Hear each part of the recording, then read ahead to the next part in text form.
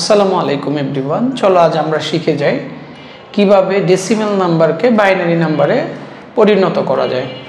Let's go.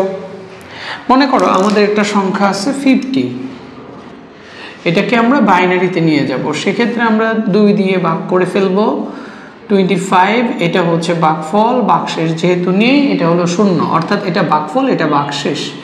তারপর আবার যদি আমরা 2 দিয়ে ভাগ করি, 12 দুগুণে 24, ভাগশেষ হয় 1।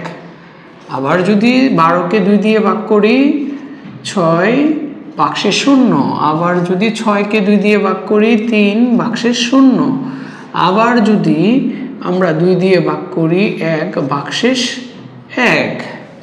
অর্থাৎ 50 ছিল আমাদের ডেসিমাল নাম্বার এবং সেটার বাইনারি রূপ হিসাবে আমরা পেয়ে গেলাম 1101010।